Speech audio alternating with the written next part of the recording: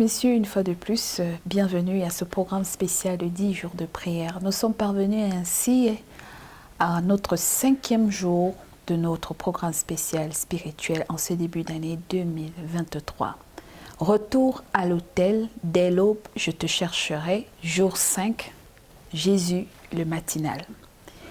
Il arrive très souvent dans la vie que nous nous remémorons l'ensemble de nos séquences de rencontres avec Dieu.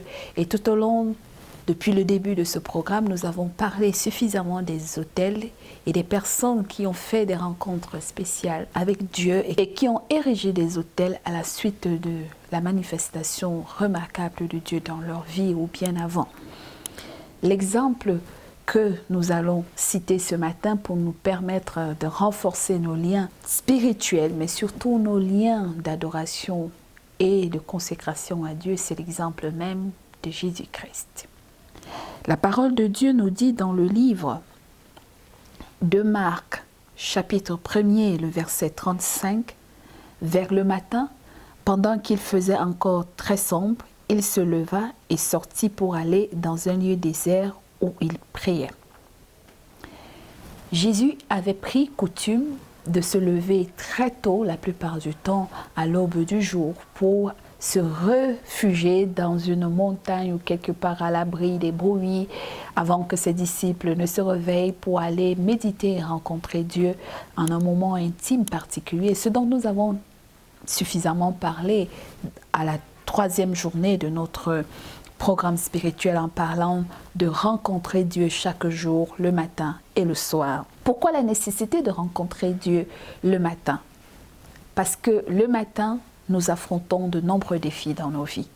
Et ces défis nous demandent parfois le courage, la maîtrise de soi, la tempérance, mais surtout le discernement.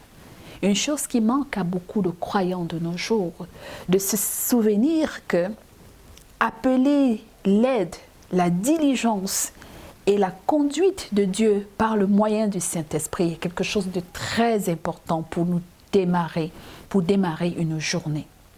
Lorsque nous nous levons le matin et que nous nous posions les questions les plus fondamentales, qu'est-ce que je ferai de ma journée aujourd'hui?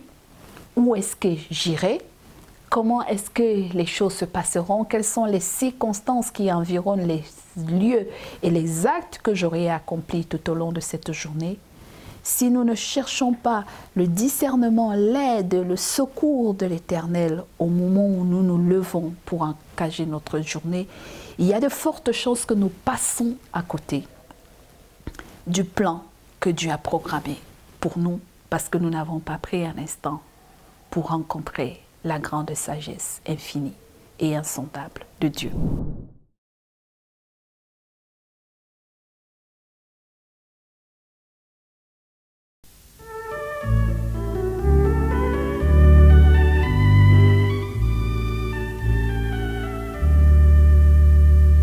Mon cœur te cherche au coin du jour, ô Jésus, mon ami suprême, toi qui m'as tant aimé, je t'aime, et je vis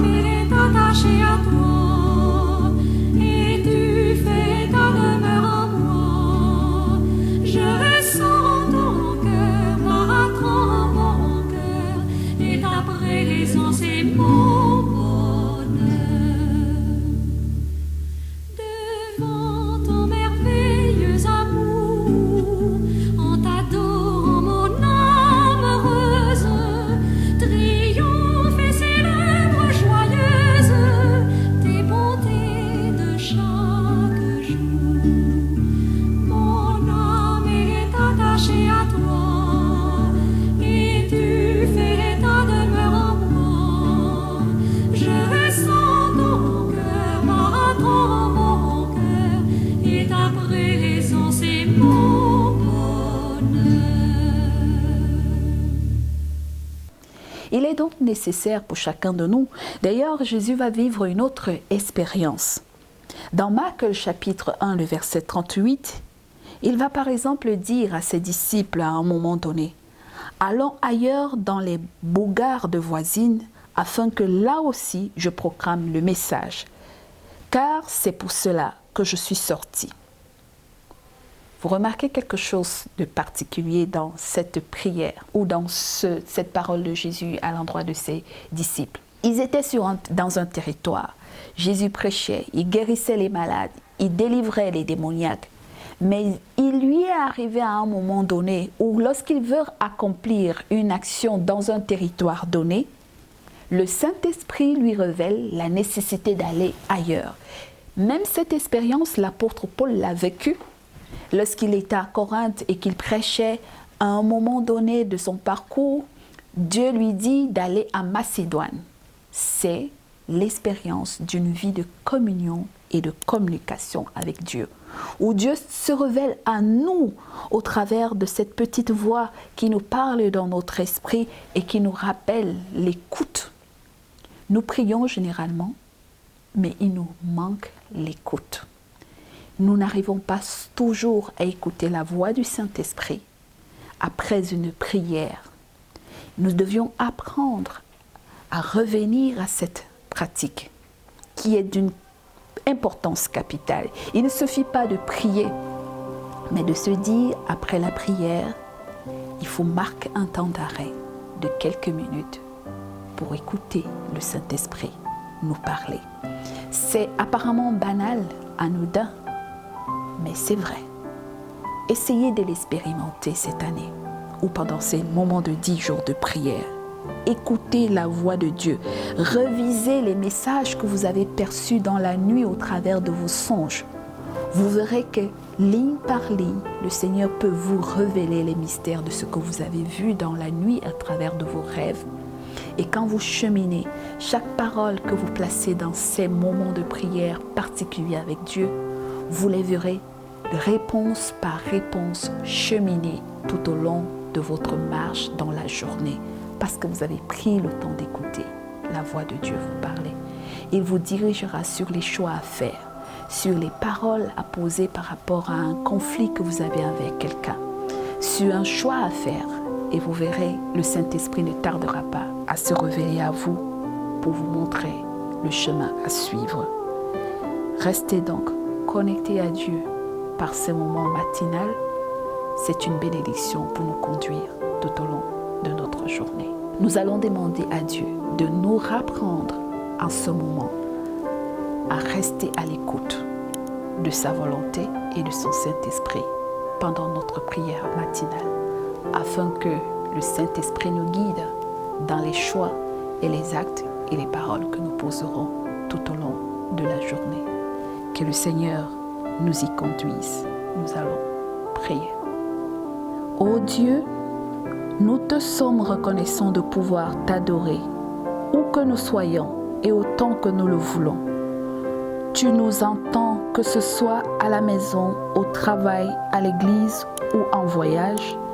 Nous te louons pour cette disponibilité 24 heures sur 24 et 7 jours sur 7 pour tes enfants. Seigneur, notre guide, fais-nous découvrir toute la vérité par ton Saint-Esprit afin que notre culte, de même que nos vies, soient en harmonie avec toute ta vérité. Merci Père Céleste de nous conduire chaque instant de notre vie dans une expérience authentique d'un culte qui te soit favorable.